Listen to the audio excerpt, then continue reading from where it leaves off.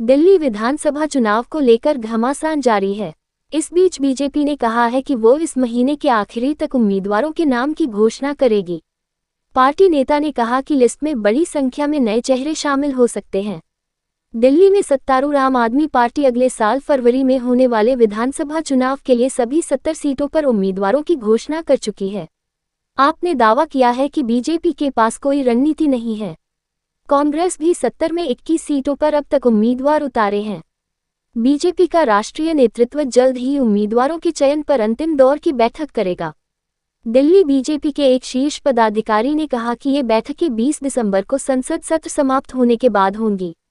उन्होंने कहा कि पार्टी इस महीने के आखिरी सप्ताह में सूचियां जारी कर सकती है। न्यूज़ एजेंसी पीटीआई के मुताबिक बीजेपी नेताओं ने कहा कि उम्मीदवारों के चयन की प्रक्रिया अंतिम चरण में है और प्रत्येक निर्वाचन क्षेत्र के लिए 3 संभावितों को पहले ही शॉर्टलिस्ट कर लिया गया है। दिल्ली बीजेपी के एक अन्य वरिष्ठ नेता ने कहा कि इस बार संभावना है कि पार्टी नए चेहरों पर दांव लगाएगी, जिनमें महिलाएं और युवा भी शामिल हैं, जिनका जमीनी जुड़ाव और निर्वाचन क्षेत्रों में लोगों के बीच मजबूत पहुंच है, चाहे उन्होंने अभी तक चुनाव नहीं लड़ा हो।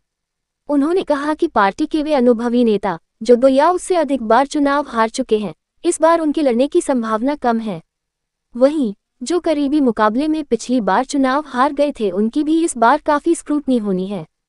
बीजेपी नेता ने कहा कि टिकट बंटवारे में जीतने की क्षमता प्रमुख आधार होगा। शीर्ष नेता सवे और जमीनी स्तर से रिपोर्ट लेकर उम्मीदवारों पर अंतिम निर्णय लेंगे। बता दें कि बीजेपी 1998 से दिल्ली की सत्ता से बाहर है और इस बार आपको हराने के लिए हर संभव प्रयास कर रही है।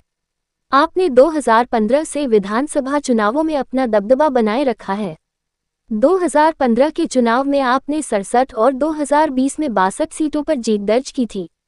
बीजेपी को 2015 में 3 और 2020 में 8 सीटें मिली।